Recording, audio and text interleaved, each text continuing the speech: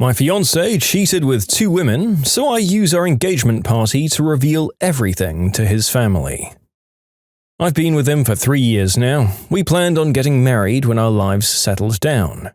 I wanted to start a family with him. I loved him much more than anyone else in the world.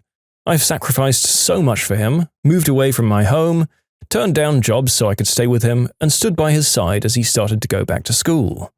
I gave him my world. And he cheats on me.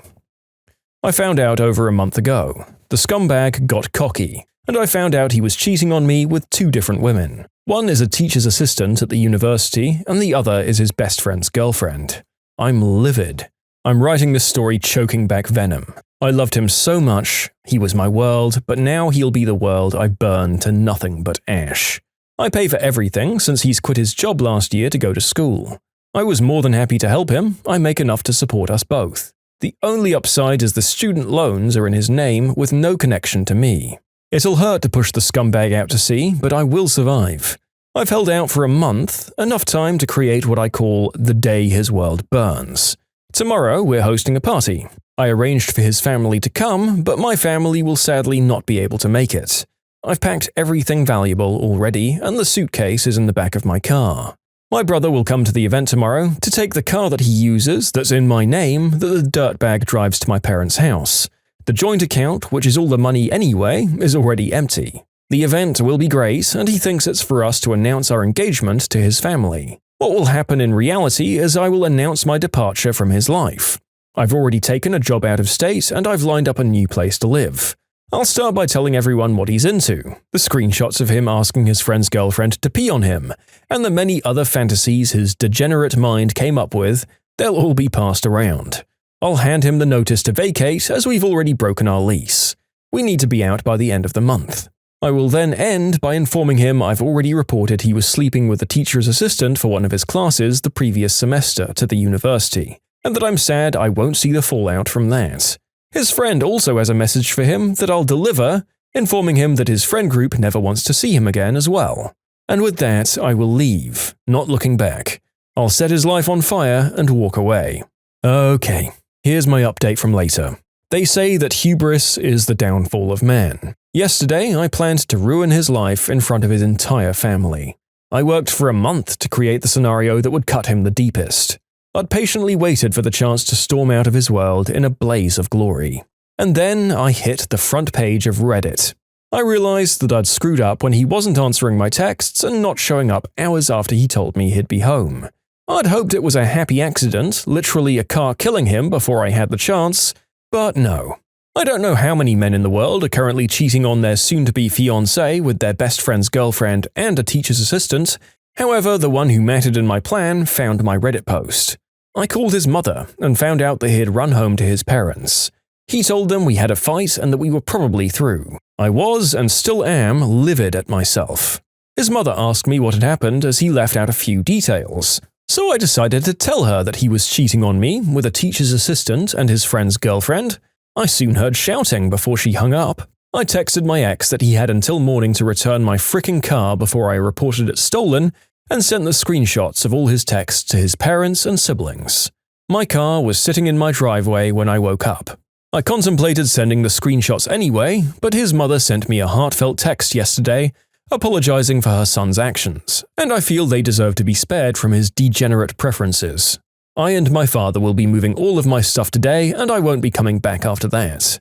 I know you'll be hearing this, you cheating frick. You're a cowardly piece of crap. Just know that I'm not above sending out all the screenshots if you ever dare to come back into my life. Oh, and your ex-friends all know about your pee and scat bedroom preferences. I can't control what they do with that information, so good luck with that.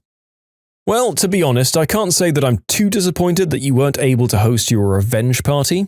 Although I'm sure it might have been momentarily satisfying, it does seem like an awful lot of energy to put into destroying someone. I'm more of a fan of just cutting them off and leaving them to inevitably repeat the same patterns of self-destruction over and over again, but that's just me. If you really did want to go scorched earth on the guy, then yeah, writing a story that piqued the interests of the entire internet probably wasn't your best move.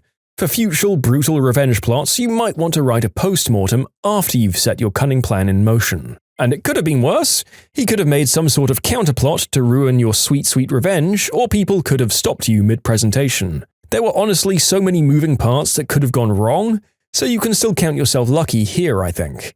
If you were after revenge, it sounds like he still completely wrecked himself in his affairs, so maybe it's time to move on to better things for your own sake now.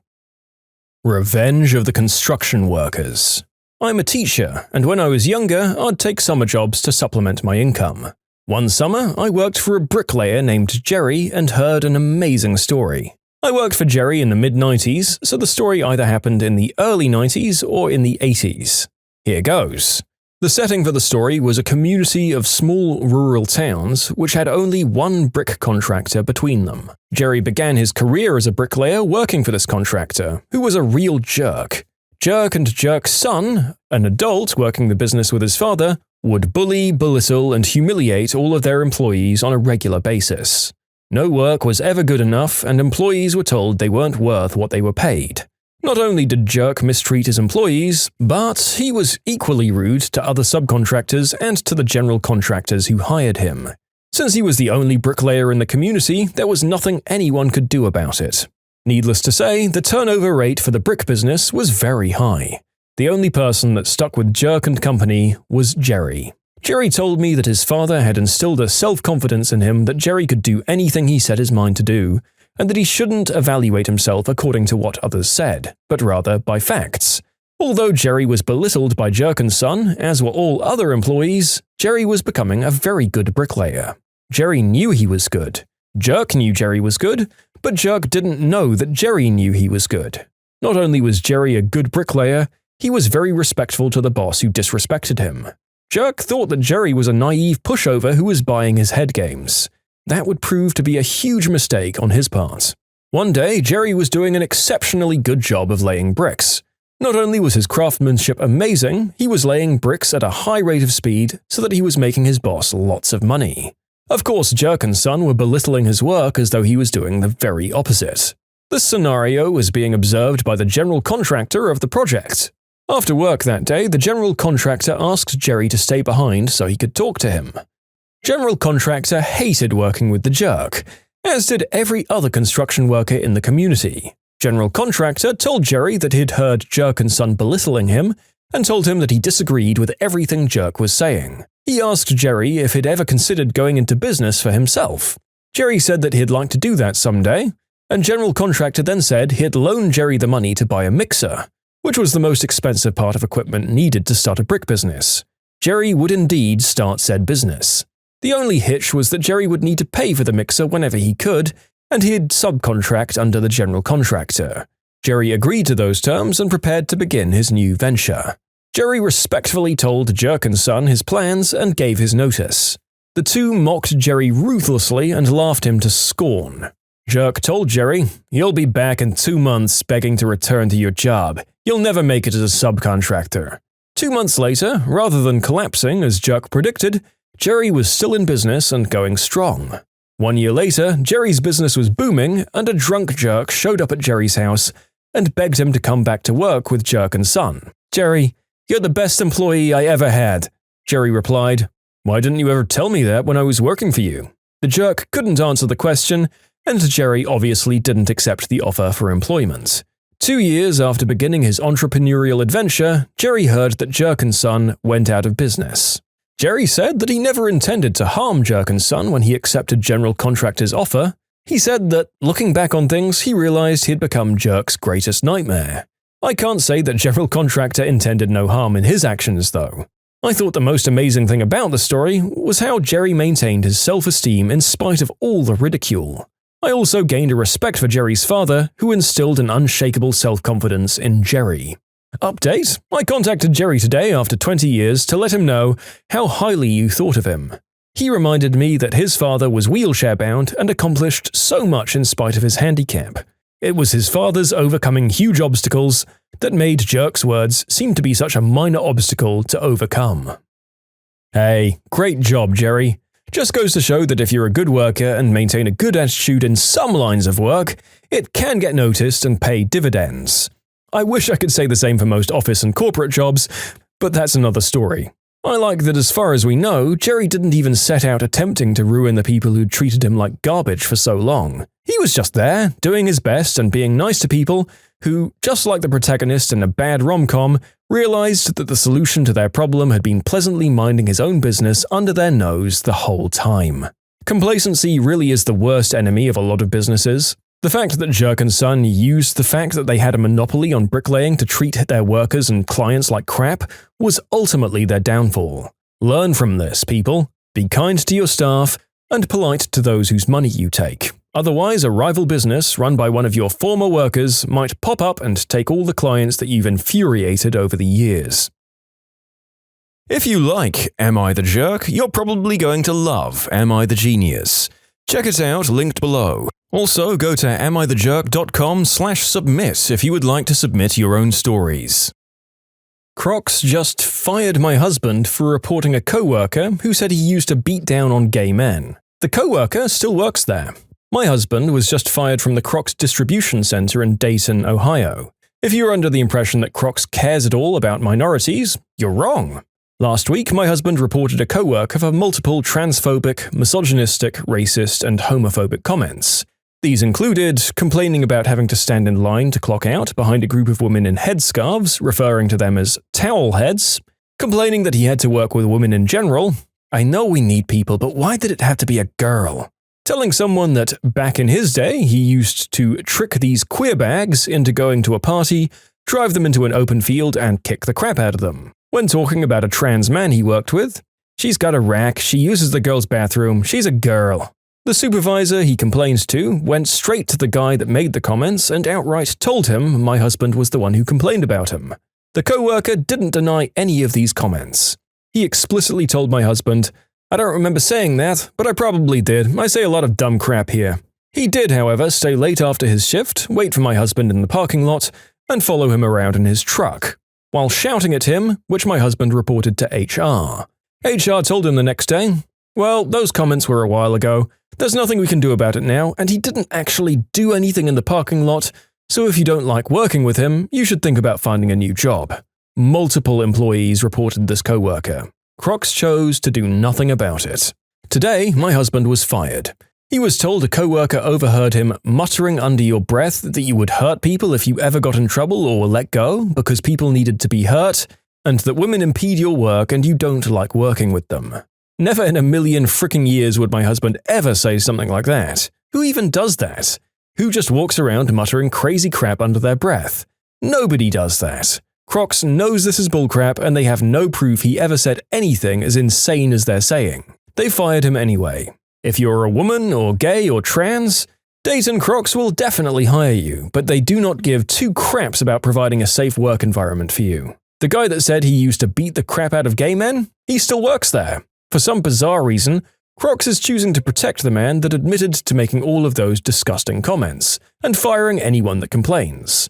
Super cool that they sell trans and gay pride shoes, but actively work to provide an oppressive work environment for gay and trans people.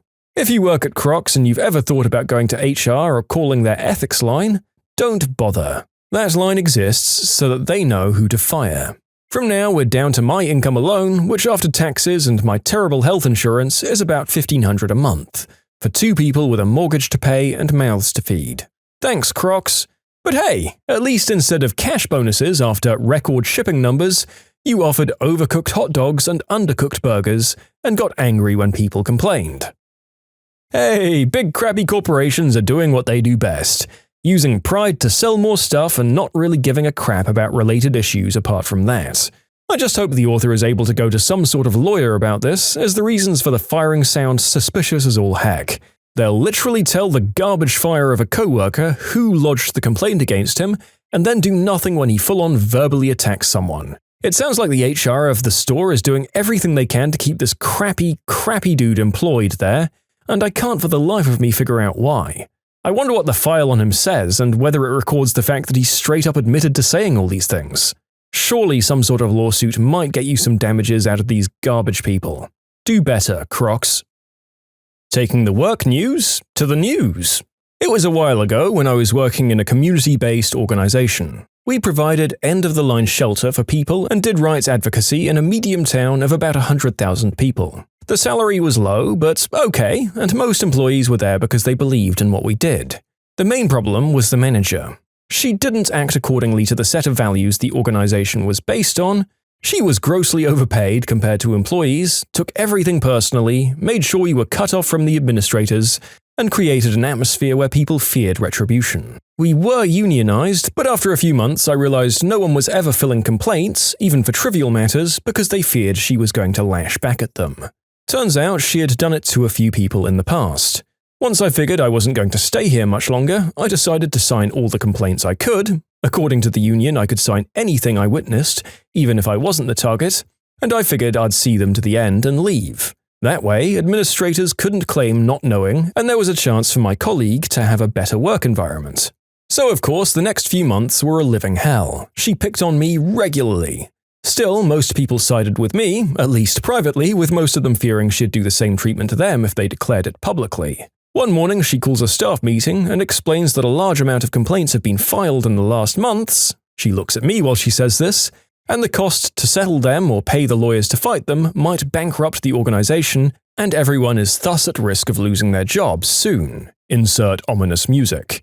Panic ensues. My colleagues are crying, they're calling their significant others, a lot of people are begging me to take them back, stating she learned her lesson, and some of them are genuinely angry at me. In my opinion, it was obviously bullcrap, made to turn them against me. I mean, the sole emergency housing of a 100,000 city, annually filled at 115% capacity, would be closing for a dozen complaints where I'm not even asking for money in any form? Over legal fees which are usually budgeted in advance? Come on, it's a basic fear-brewing scheme. Normally, I would have questioned it during the meeting or tried to reason with them afterwards. But that time, I decided to comply with the narrative and treat it as true. I left for my break and did what I would have done if we were really closing, appealing to the public outrage to help us fulfilling our mission. I called the news, told them verbatim the morning announcement, the service hole it would create in the community, the job impact it would have in the city, among other things. The local news picked it up. They called the manager and the administrators about running the story, questioning how come there were enough complaints to threaten a 35-year-old pillar of the community services, asking what the complaints were about, etc. Before 4 p.m. the same day, we had another meeting to explain that we must have misunderstood the first meeting, as the organization was in no way, shape or form in danger of closing. Sure, we must have misunderstood. In short, my ex-employer announced some news regarding our jobs. It was obviously false, but instead of calling the bullcrap, I treated it exactly as I would have if it were true, and it bounced back in their face. The union ultimately did take action. First, they unblocked money to have one of the administrators present 9 to 5 every day, just sitting and chilling in an office, shopping online to make sure nothing shady was happening. And shady things did happen. After that, there was an investigation from a private firm, and they finally offered her to quit without blame, which she did. We were very glad she left, but still amazed at how much impunity she had, and how much money the organization suddenly could access. Yep, your boss was absolutely trying to deceive you all into backing down. I'd say calling their bluff was exactly the right move. What I don't understand is why none of the people at the admin level said anything to counter this absolute monster's claims in that first meeting. This is also a great story of why unions are a good thing for employees to have in any sort of job. Having a track record of complaints against this sort of monster, and having them be unable to retaliate for fear of prosecution is a really good way to ensure a safer environment with less opportunities for workplace bullying. It's unprofessional to wear a bathing suit. Part of my job is to visit foster children monthly and ideally build a positive relationship with them. This can be hard because I have a limited amount of time, they're scared of new people, and they get bored really fast. A couple of years ago, one of my favorite foster families got a pool, and all the kids could talk about was showing me their new pool. I mentioned in passing to a supervisor on my way to the visit that I was looking forward to playing with the kids in the pool. The supervisor made a face of concern. I told her that I'd gone out and bought a particularly covered up and dowdy suit for the visit. She said that regardless of the style of the suit, it would be unprofessional of me to wear a swimsuit on the job. The kids, all 5 of them, were really brokenhearted when I told them I wasn't allowed to wear a bathing suit. That was quickly alleviated when I jumped into the pool wearing my office outfit. I don't know if it ever got back to the supervisors, but I did end up being that family's favorite social worker. Well, this is just adorable. And you went out of your way to make these kids happy rather than just for the joy of having a swim yourself. That's some good karma there, author, and a really sweet way of showing kids a positive example of an adult breaking their own rules. Social workers kind of have a reputation for being no fun at all, probably as a Hollywood stereotype. A very wholesome and pleasant end to our video. Thanks for watching, folks. When you subscribe, make sure to hit the bell to turn on notifications. Put the playlist on in the background to finish listening to all the stories. Or if you want to check out some great music, check out easymode.com. If you like Am I the Jerk, give Am I the Genius a shot. Everything linked in the description.